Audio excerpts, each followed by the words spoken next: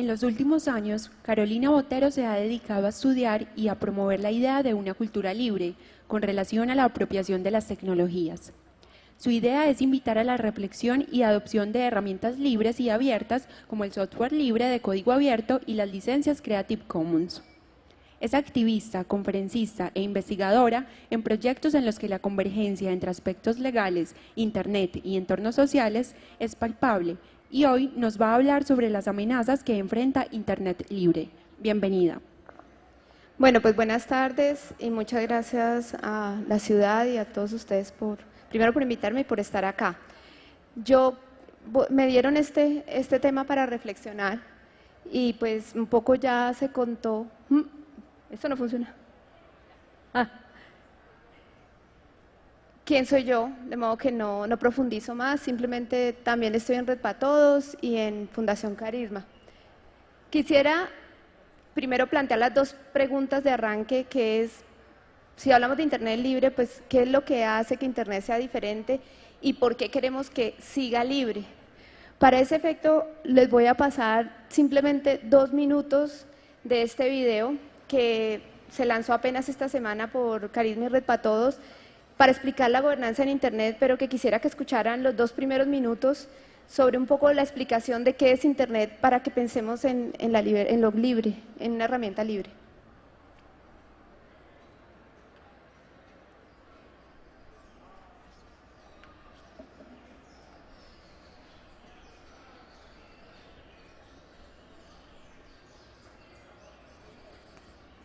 Todos sabemos lo importante que es Internet, pero hay una pregunta que rara vez nos hacemos. ¿Cómo se controla este medio? Suele creerse que Internet es completamente libre, pero eso no es del todo cierto. Por nombrar cualquier ejemplo, ya todos conocemos el letrero que dice, este video no está disponible en tu país. Si nadie controla Internet, ¿cómo es posible que pase eso? Antes de hacerle frente a estas preguntas, hay que responder otra primero. ¿Qué es exactamente Internet? Le decimos la nube, hablamos de subir o bajar información, y la verdad es que estas metáforas no son muy adecuadas. Si algo es Internet, es una red de redes, pero eso tampoco aclara confusiones. Pensemos, más bien, que estamos hablando de 3 cosas distintas, 3 capas cuando hablamos de Internet. La primera capa recoge la infraestructura, cables, enormes cables interoceánicos que sirven para transmitir información. A eso hay que sumar los famosos servidores, o sea, computadores que almacenan muchísima información. Son los servidores los que están conectados a Internet, o mejor dicho, entre sí, porque Internet es esa conexión. No es mentira que nosotros también estamos conectados, pero sería más preciso decir que tenemos acceso a esa red, porque hay compañías, típicamente de telecomunicaciones, cuyo servicio es permitir que hagamos uso de sus conexiones a Internet. La segunda capa está hecha de protocolos de comunicación. Esos cables y esos computadores no servirían de nada si no hubiera reglas para transmitir información entre todos los puntos de la red. Rara vez se habla de algo así como la invención de Internet, porque no fue propiamente una tecnología nueva, como si lo fueron la televisión y la radio.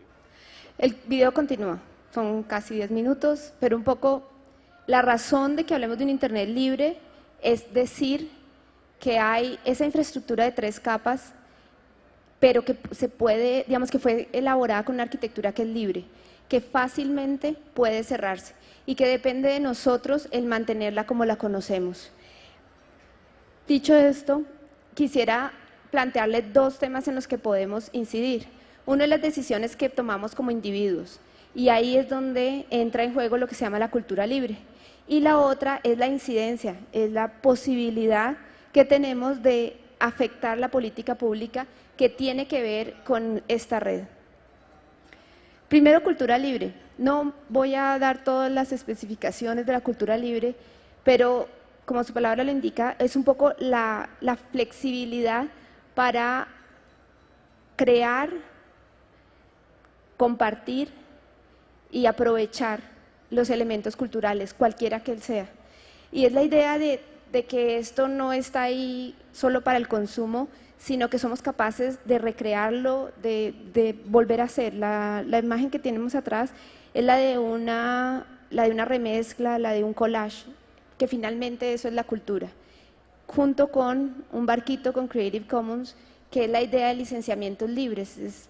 romper el paradigma de todos los derechos reservados y este libro es mío, yo lo controlo y yo decido sobre él, para escoger algunos derechos que vamos a controlar, pero permitir a otros que hagan uso de los derechos, de otros derechos. En esta forma no significa pedir permiso siempre, sino que hay cosas que damos para que los demás usen. La diferencia es fundamental. Cuando entras en Internet y necesitas usar una foto, todas las fotos que se encuentran en Internet están protegidas por derecho de autor. Los usos que no sean verlos van a suponer que localices al autor y le pidas permiso, a menos que estés en una excepción, pero son muy pocas las excepciones. En cambio, si entras y encuentras fotos que estén marcadas con Creative Commons, son fotos que desde el principio el autor te ha dicho, úsela. Mis condiciones son estas, pero básicamente copiar, distribuir y comunicar públicamente, que es lo que hacemos todos los días en Internet, está permitido. Y por tanto es el mismo autor el que te lo permite. Por eso hablamos de que las decisiones son propias. Estas fotos son buen ejemplo de eso. Tienen un autor, yo no las hice, las encontré en Internet y las utilizo acá porque me lo permiten desde el principio los autores. Si esto lo imaginan ustedes para fotos, música, mapas, pues crea como una piscina de conocimiento y de bienes comunes muy grande. Yo quisiera, para explicar esto y la frontera con lo que les digo el activismo, utilizar un ejemplo muy concreto que es el uso de mapas y datos en catástrofes. Esta presentación la tomo de una que hicieron en 2011 el Escuadrón de Red Salvavidas, que es una comunidad en Colombia que apoya las catástrofes, algo así como la defensa civil, pero en el entorno digital. Y ellos en ese momento enfrentaron, recuerdan en 2010, la gran oleada invernal cuando se rompe el canal del dique y se inunda buena parte de Colombia, toda la parte del Sinú y esto. Ellos entraron a apoyar a través de voluntariado tecnológico los procesos de rescate y de entrega de ayuda a las personas damnificadas. Y cuando hacen su reflexión y empiezan a pedirle cosas al gobierno frente a lo que pudieron hacer, lo primero que dicen es que con la tecnología hay un cambio sustancial. La víctima no tiene que sentarse a esperar, sino que puede actuar. Una víctima de una inundación, por ejemplo, es una persona que conoce su territorio y que puede aportar mucha información en el momento de dar ayudas cuando no hay comunicaciones. Se acabaron las carreteras, los barcos no están funcionando, probablemente el pueblo está inundado, pero él es el que sabe, esas personas son las que saben cuál es el punto alto, dónde podría aterrizar un helicóptero, etcétera. Y plantean eso, dicen, con la tecnología que tenemos, podemos empoderar a las víctimas y en vez de simplemente donar dinero, los voluntarios podemos donar tiempo y nuestras capacidades para apoyar con tecnología. Eso, traducido en el tema de las catástrofes, se puede mirar también en el marco legal con una serie de normas o de momentos ícono. En el 99, durante una reunión de empresas de organismos humanitarios y relacionados con geografía, se firmó una Carta Internacional sobre el Espacio y Grandes Catástrofes, en la que todas estas entidades como la NASA, etcétera, se comprometen a que en el caso de catástrofes internacionales van a unir esfuerzos para hacer tomas de fotografía satelital que apoye a quienes están tratando de sobrellevar la catástrofe, de ayudar en la catástrofe. Eso unido a que en el 2000, bajo el gobierno de Clinton en Estados Unidos, se liberan las señales de GPS, se decodifican, de modo que algo que era una herramienta exclusivamente militar, se le permite un uso civil, con tanta precisión como lo hacían los militares. Bueno, imagínense ustedes hoy sin los mapas, sin el Google Map en su celular, o sin poder pedir un taxi por el celular. Todas esas cosas son posibles porque el gobierno de Estados Unidos liberó el GPS.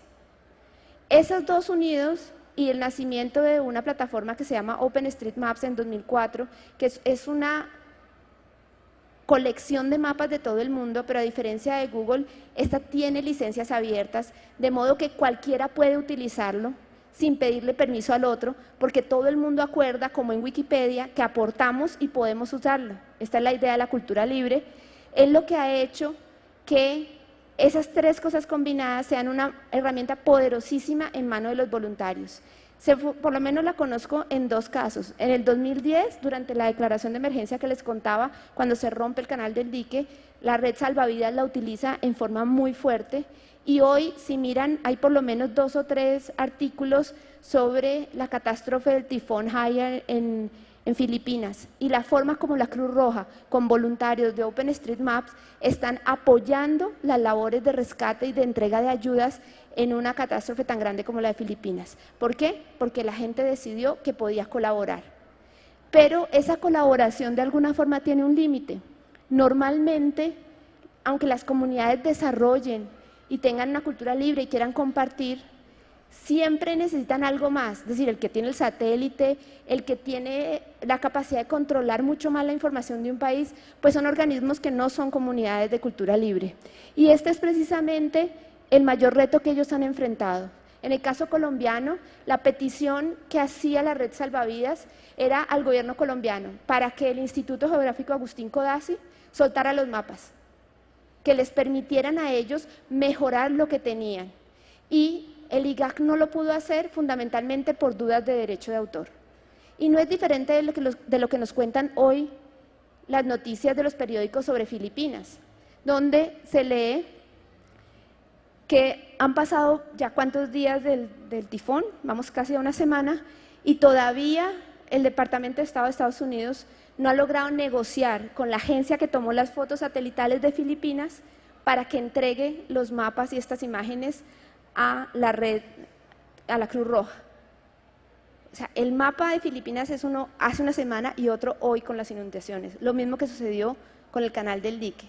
Y las fotos, por más que estén ahí los voluntarios, hacen un trabajo fabuloso, que sin ellos la situación sería otra.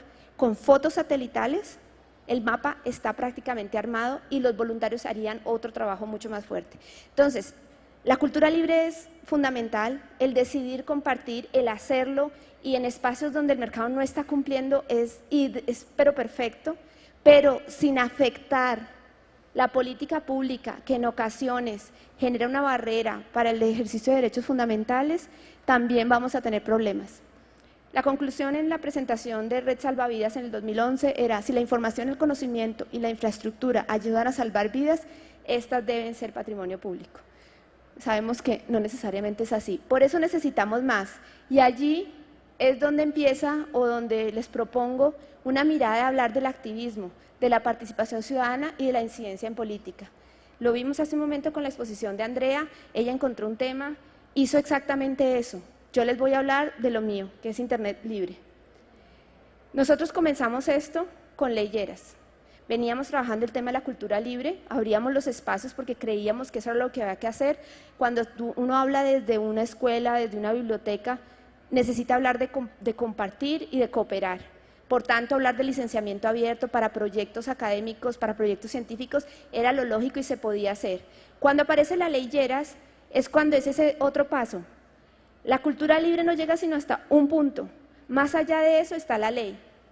Y para afectarla con los principios que nosotros queremos, la única opción es hacer incidencia política. Y nosotros también fuimos a tocar a políticos, a hablar con autoridades locales, etcétera. Pero arrancamos simplemente explicando la ley y pensando que no iba a tener incidencia en eso. Cuando apareció la ley, lo primero que empezamos fue a informar nuestro punto de vista, a hacer infografías, a dibujar en plastilina a la gente por qué creíamos que el tema les importaba. Logramos varias cosas y no quisiera detenerme pues como en este proceso de 3 años de hacer esto. Pasa ya a decir que fue impresionante la respuesta de la gente, tuvimos miles de personas apoyando cartas. La primera carta que hicimos para el Congreso diciéndole: usted no puede aprobar una ley sin hablar con los que nos importa el entorno digital, tuvo 2.000 firmas en 24 horas, simplemente por el eco que hubo en las redes sociales. Logramos que personas de muy diferentes sectores fueran al Congreso y dijeran algo, incluso Harold Trompetero. Él decía: yo no sé explicarlo legalmente, no sé, pero yo estoy seguro de que aquí hay un problema, y hay un problema de libertad de expresión. Se ganó pues que le dijeran de todos los otros actores y demás que consideraban que la defensa era el derecho de autor, pero él decía: sin libertad de expresión, los autores también perdemos. Tuvimos 5 demandas a la ley 1520 cuando la aprobaron de FAN, que esta fue la ley Lleras 2. Ninguna fue nuestra, nosotros apoyamos, hicimos amicus curiae, que se llama, ante la Corte Constitucional, pero hubo 5 ciudadanos, entre ellos 2 congresistas, que presentaron demandas y dijeron, esto está mal. El tema se ha mantenido muy actual en las redes y nos ha permitido pues seguir trabajando para incidencia social. Tenemos 5 ideas que nos han guiado en este proceso, que ha sido informarnos, primero informarnos, aprender. Hemos tenido que aprender lo que no se imaginan. Yo soy abogada, pero estaba en desuso y sigo estándolo, no litigo, no hago lo que muchos abogados hacen, pero hay que leer la ley de acá, la de Estados Unidos, entender las relaciones macroeconómicas, geopolíticas, etcétera, de todos los convenios internacionales, para tratar luego de informar, de organizarnos, luego participar y abrir espacios. La imagen que está en la pantalla fundamentalmente muestra los faros que hemos abierto y que hemos conseguido que otros hagan en los últimos 3 años, que buscan un poco pues hablar de ese tema. Esta es una imagen que muestra lo que logramos y lo interesante es que conseguimos que se abriera. En este artículo Enter hacía un resumen de la discusión nuestra por 3 años y cómo al final el gobierno tuvo que pararse a decir, hablemos. Nuestra idea central es cambiar esta imagen policiva, criminal en la cultura por una agenda positiva que al menos en un punto conseguimos llevar al Congreso, y fue la última ley del senador Galán sobre acceso al conocimiento para personas con discapacidad visual, ciegas y con discapacidad visual. Ese es un punto positivo. Necesita mucho, porque el Tratado de Marrakech se aprobó y esta ley no le llega a los tobillos, pero es el primer paso para no hablar de una visión criminalista, sino de una más creativa, una donde quepamos todos. Los invito entonces a informarse y participar. El primer paso que les invito a hacer, el 21 de noviembre vamos a tener una campaña en la que empezamos o esperamos poder visibilizar precisamente eso que es motivo de la charla de hoy. ¿Por qué defender un Internet libre? Y nos hemos concentrado en 3 ideas. La primera es porque es una herramienta fundamental de participación ciudadana. Y en eso el respeto, el escuchar la idea del otro, etcétera, es muy importante.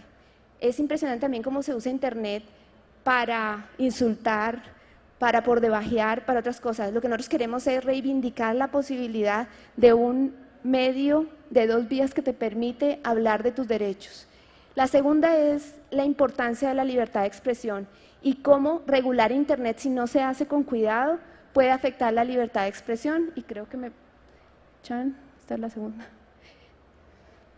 Y la tercera es como lo que ha sido hasta ahora nuestra bandera.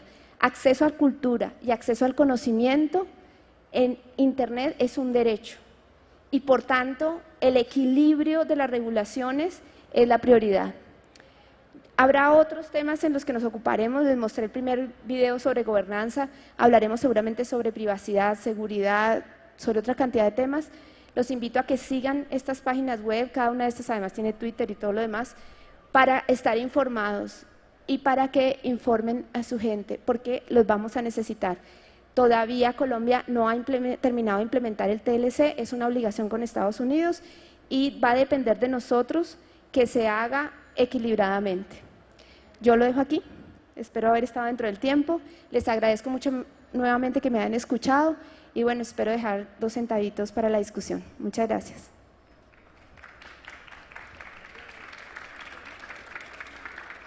Carolina, gracias. Qué gran oportunidad tenerte acá en Medellín, porque pues creo que todos estos temas que nos colocas son demasiado importantes y a nosotros como artistas y a todo el sector educativo creo que nos afecta muchísimo. ¿Cómo puede hablarse de Internet libre en Colombia, un país que pone o que coloca tantas restricciones a este medio? Porque la arquitectura de Internet lo es, o sea, todavía es así. Hay muchas formas de hacerle cerramientos a Internet, está el tema de derecho a autor, está el tema de privacidad, seguridad nacional, etcétera, pero es una red que excede los límites del país. Digamos, quizás el paradigma del control de Internet es China y sin embargo se les filtra. O sea, hay cantidades de blogueros y demás que consiguen abrir espacios. Mi problema fundamental con esa idea es que eso solo queda para unos cuantos. Cuando hablábamos de ley Lleras y los que saben, los hackers y la gente conocedora de tecnología decía, esto lo solucionamos cambiando la IP para que parezca que estuviéramos en Nueva Zelanda. Esto lo solucionamos si usamos Tor. Esto lo solucionamos si usamos tal cosa. Claro, eso supone que los que van a seguir teniendo un Internet libre son una élite que son capaces de manejar la tecnología. Por lo que nosotros vamos a luchar es porque el ciudadano común mantenga un Internet que no sea solamente un medio de comunicación de una vía, como es la televisión o el radio, sino que sea de doble vía. La posibilidad que te da Internet, no solamente de informarte, sino de informar, de poner tu voz, tu visión ahí, como lo que mostraban esta mañana que hace Medellín Digital cuando le lleva y le hace, bueno, hagámosle su programa en la casa, ¿usted qué quiere decir? Eso sin Internet vale un montón de plata, aun cuando lo haga la televisión pública, sería muy poquito. Es decir, yo casi que pensaría que el panorama nos dice que hay que hacer mucho, aún como en el tema formativo, educación, de sensibilización. Todavía se cree que Internet es simplemente una tecnología, una nueva tecnología, pero creo que esas aplicaciones tan posibles como en todos esos campos aún están por explotar mucho más. Sí, tú piensas nada más en el celular. Hoy en día lo que nos venden del celular es pastillitas. No sé qué es, pero no es Internet. Te venden un programa para red social, uno para chat. ¿Es eso Internet? O sea, poder chatear con el celular es tener acceso a Internet. La gente que tiene esos planes, ¿por qué no programas? Estos planes, ¿están siendo la estadística en Colombia de gente que accede a Internet? Es incorrecto. Si te llega un enlace, ¿lo puedes mirar? No, te quedas con el chisme del chat. Luego, hay que tener mucho cuidado y creo que ahí es donde estamos nosotros que tenemos que decir, eso no es Internet. Porque además esos son los planes baratos, son los planes a los que están accediendo las personas de más bajos recursos y en el campo. Todo el mundo en Colombia hoy tiene un celular. Por ejemplo, Andrea decía, la mayoría de las, no le llego con Twitter a las empleadas de servicio, tiene razón. Pero es cuestión de 2 o 3 días que se enteren que por el celular pueden, que existe otro mecanismo, porque en el celular lo tienen todas. Hoy ya Colombia excedió el número de celulares por cabeza y lo que tenemos en celulares, en planes de Internet, no es Internet y nadie se está quejando por eso. Hay un video muy lindo de neutralidad en la red que hicieron en Brasil de un chico que llega en el 2034 o algo así a su casa, desempaca y entonces lo primero que hace es llamar a la proveedora, no sé, a UNE, a EPM, a cualquiera de estas, y le dices que yo estaba de viaje estudiando y ya regresé aquí a Brasil y quiero Internet. Y le dicen, sí, ¿usted qué quiere? ¿Quiere chatear? ¿Quiere redes sociales? Y le empiezan a preguntar, y entonces el muchacho, no, pues yo quiero Internet. No, pero ¿qué quiere? No, pero yo quiero Internet, ¿cómo así que redes sociales? O sea, Facebook, no sé qué, no sé qué. Bueno, pues yo también quiero Instagram y no sé qué. Ah, ese es el paquete tal. Y cada vez que él pedía algo, le daban y le decían cuánto más tenía que pagar. Ojo, ahí es donde está el problema de Internet. ¿Cuál es el Internet que queremos? Y si piensan que eso no es problema de ustedes, vuelvan y mírenlo, porque lo tienen en el bolsillo. Gracias, Carolina. Creo que esas 2 conclusiones finales son demasiado relevantes. Nos queda mucho por apropiar, creo, al sector artístico, al sector cultural, al sector educativo. Bueno, en ese lado también, o sea, de un lado está como el del usuario y del otro lado está el de los creadores, que yo creo que en gran medida se han comido el cuento que decía Ana del consumo, ¿no? Entonces la ley tienes que proteger porque por ahí es por donde viene el dinero. Pero lo cierto es que el mercado es una minoría. La gente que vive del mercado es una minoría. Los que creamos, usamos, producimos y reutilizamos, normalmente estamos fuera del mercado. Luego no significa eso que se vaya a acabar la industria editorial o discográfica, sino que esa es la excepción. Y las normas que están para la industria tienen que quedar en ese campo de la industria. Los demás tenemos que tener unas normas que nos permitan compartir, que nos permitan utilizar contenidos y reutilizarlos. En el sector educativo es clave. En el sector de los artistas, Cuando tú eres un cantante de hard rock en Colombia, ¿cuál es el beneficio que te brinda un sistema de todos los derechos reservados si no te van a escuchar? O sea, el mercado es tan pequeño que quizás lo mejor es que estés en internet. Hoy en día, la mayoría de los ingresos se están dando por conciertos. A ver cuántos de ustedes se imaginaban algún día, bueno, aquí hay como de todas las edades, pero digamos que los que están en mi cuartil, que ya somos varios de los que estamos acá, ¿quién se imaginaba que aquí iba a venir Madonna? Y llegó, vino a Medellín. ¿Por qué? Porque es que hoy, si no se levantan y hacen el espectáculo, por el otro lado no está llegando el dinero, la copia vale tan poquito. Y el problema de criminalizar a todo el mundo por tener una copia supone criminalizar a nuestros hijos. ¿Queremos entonces un Estado criminalizador? ¿O tenemos que empezar a cambiar el chip y pensar dónde está el negocio? Porque ¿qué hay? Hay. Si miramos las cifras, entre sumas de espectáculos, ventas de CDs, las ventas de CDs van bajando, pero los espectáculos y los ingresos por otros ítems están subiendo. Cada vez son más caros, además. El mercado de la música está mejor que nunca. El de la venta de CDs está muy mal. Vale, Carolina, yo creo que te necesitamos en esta ciudad como un mes completo, por lo menos en una pasantía visitando las comunas y diciendo todo esto. Un aplauso para ella, gracias.